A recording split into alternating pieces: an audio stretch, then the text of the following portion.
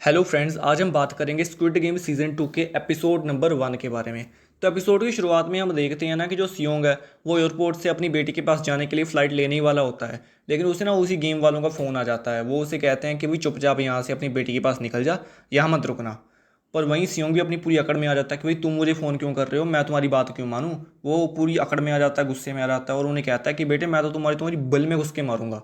तो वो अपनी बेटी के पास नहीं जाता, वो एयरपोर्ट से बाहर निकलता है और वहाँ से ना टैक्सी करके किसी नज़दीक के होटल में चला जाता है। यार मतलब वो भी हैरान होता है कि ये लोग मेरी एग्जैक्ट लोकेशन पता कैसे कर पा रहे हैं। उसे ऐसा लगता है कि इसी ने ना इन्हों लोगों ने मेरी बॉडी में कहीं ना कहीं कोई चिप लगा रखी है जिससे ये मेरी एग्जैक्ट लोकेशन पता कर पा रहे हैं। सो वो अपने होटल में जाता है, बाथरूम में जाकर ना अपनी बॉडी में चेक करता है कि कहीं उन्होंने कोई चिप तो नहीं लगा रखी। और एग्जैक्टली उसे अपने ना कान के पीछे वो चिप मिल जाती है। वो ब्लेड से वहाँ पर कट लगाता है और उस चिप को निकाल कर फेंक देता है। उसका ना बस अब एक ही मोटिव होता है कि किसी तरीके से ना वो जो स्टेशन पे तांगची नहीं खिला रहा था बंदा, वही हाँ लंबा चौड़ा सूट बूट पहनने वाला, उसको किसी तरीके से ढूंढना है और उसके थ्रू फ्रंट मैन जो मेन विलन है उस तक पहुंचना है। तभी हम देखते हैं ना कि उसके सामने अचानक से वो गेट खोलता है तो उसके सामने फ्रंट मैन आ जाता है। उसके हाथ में उसके दो दोस्तों के सिर होते हैं, वो उस पर गोलियां वगैरह चलाता है वगैरह वगैरह, लेकिन ये सब ना उसका सपना होता है। असल में फ्रंट मैन उसके सामने नहीं आया होता। तो फिर उसके बाद ना वो एक बंदे को कहता है कि भाई देख, मुझे भी किसी भी तरीके से ना वो तांगची खिलाने वाला बंदा चाहिए। अगर तूने उसे ढूंढ लिया तो मैं तुझे 1 बिलियन वॉन दूंगा। और उस टाइम पर भी ना उसको एक बैग भर के पैसों का दे देता है कि अगर और भी पैसे तुझे चाहिए हुए तो मुझसे ले लेना। वो बंदा भी जाकर ना जब अपने साथियों को बताता है कि हाँ भाई ये सियोंग ना 1 बिलियन वॉन दे रहा है कि उस तांगची खिलाने वाले बंदे को ढूंढो और मैं तुम्हें 1 बिलियन वॉन दूंगा। तो वो भी मतलब सोचते हैं कि ये कहीं सियोंग पागल वागल तो नहीं हो गया कि 1 बिलियन वॉन दे रहा है किसी को ढूंढने के लिए। तो वो कहते हैं हमें क्या मतलब, हमें उससे क्या, हमें तो बस पैसों तक मतलब है, हमें काम के पैसे मिल रहे हैं, हम काम करेंगे। और सबसे ज़रूरी बात, वो तांगची खिलाने वाले बंदे को जिसको ये ढूंढ रहे हैं ना उसका नाम तुम सेल्समैन रख लो, ताकि आगे ना कोई कन्फ्यूजन ना हो। तो भाई उस सेल्समैन को ढूंढने के लिए ना शहर के कोने कोने हर स्टेशन पे उन्होंने अपने बंदे तैनात कर दिए कि भाई उसे ढूंढो, किसी भी तरह के सेल्समैन को ढूंढो, उसको पकड़ना है। उसी के ज़रिए हम मेन बॉस तक पहुंच सकते हैं। उधर वो पुलिसमैन हुवोंग, जिसको सीजन 1 में फ्रंटमैन ने गोली नहीं मार दी थी, जो उस मिस्ट्री आइलैंड में जासूसी कर रहा था और वो समुद्र में गिर गया था, उसकी आंखें ना एक हॉस्पिटल में खुलती हैं। वो अपने आप को हॉस्पिटल में देखता है और उसकी माँ उसके सामने खड़ी होती है। मतलब कि मूवी में ना पुलिस वालों को कोई और काम नहीं है, ये भी बस वहाँ पर लोगों के चलाने काटते फिर जाते हैं। और यही काम हुआंग ठीक होने के बाद करता है। उसका भी बस यही है कि भाई लोगों के चालान काटते फिर जाओ, इसको और कोई काम तो है नहीं। बट रुको, ये ना उसी मछुआरे के साथ जिसने उसे समुद्र में ढूंढा था, उस मिस्ट्री आइलैंड की खोज में निकला हुआ है। 2 साल हो गए हैं उसे, 2 साल उस मिस्ट्री आइलैंड को खोजते हुए, लेकिन अभी तक उसे मिला नहीं है। क्यों नहीं मिला वो आपको आगे आने वाले एपिसोड्स में पता चल जाएगा। इधर दिन निकलते जा रहे हैं और सियोंग को वो सेल्समैन मिल नहीं रहा। एक दिन अचानक ना सियोंग ने जिन लोगों को पैसे दिए होते हैं उन्हें ना एक स्टेशन पे वो सेल्समैन तांगची खिलाने वाला दिख जाता है। और वो जल्दी तभी के तभी सियोंग को फ़ोन लगाते हैं कि हाँ भाई हमें इस स्टेशन पे वो सेल्समैन दिख गया है, तू जल्दी से जल्दी यहाँ पर पहुँच। सियोंग फटाफट गाड़ी में बैठकर वहाँ के लिए निकल जाता है।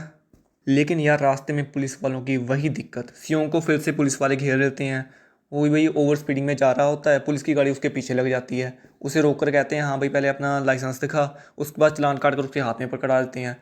पर सियोंग भी पूरी अपनी अकड़ में, वो एक बार भी नहीं कहता कि हाँ भाई चालान क्यों किया, ये वो चालान पकड़ता है और निकल लेता है। और ये पुलिस वाला भी और कोई नहीं, हुवांगी होता है। वो उसकी पूरी डिटेल निकाल लेता है कि हाँ भाई ये इतना अलग आदमी क्यों, हर कोई तो बहस करता है, इसने बहस क्यों नहीं की। इसकी सारी डिटेल निकाल देता है। इसको पता चलता है कि ये तो वही सियोंग है जिसको सीज़न 1 में मैं मिला था। फिर वो उसका एड्रेस निकलवाने की कोशिश करता है। सियोंग के बंदे उस सेल्समैन के पीछे लगे होते हैं। स्टेशन पर तांगची खिलाने के बाद ना वो सेल्समैन एक शॉप पे जाता है और वहाँ से 100 ब्रेड के पैकेट ले लेता है। और दूसरी शॉप पे जाता है, वहाँ से 100 लॉटरी के टिकट्स ले लेता है। उन दोनों को लेकर ना गरीब लोगों के पास चला जाता है। वहाँ पर जाकर उन लोगों को ना वो 2 ऑप्शन देता है कि या तो एक तरफ से ये ब्रेड उठा लो या अपनी किस्मत आजमा लो। अगर लॉटरी लग गई तो तुम करोड़पति, या फिर तुम अपना पेट भर सकते हो।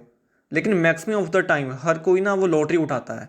बहुत कम लोग होते हैं जो उस ब्रेड को चूज़ करते हैं कि हाँ भाई हमें अपना पेट भरना है, हमें लॉटरी से कोई मतलब नहीं है।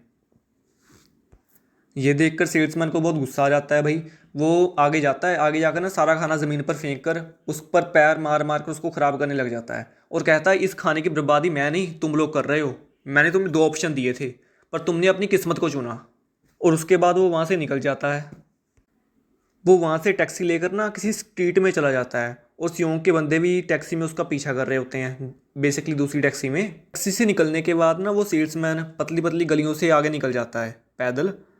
वो जो दो बंदे सेल्समैन के पीछे लगे हुए थे वो भी टैक्सी से उतरते हैं। उनमें से एक कहता है कि चलो भाई उसका पीछा करते हैं, उसे पकड़ लेते हैं। लेकिन दूसरा कहता है नहीं, सियोंग ने स्ट्रिक्टली कहा है कि भाई जब तक मैं नहीं आऊँ तब तक तुम कोई एक्शन नहीं लोगे।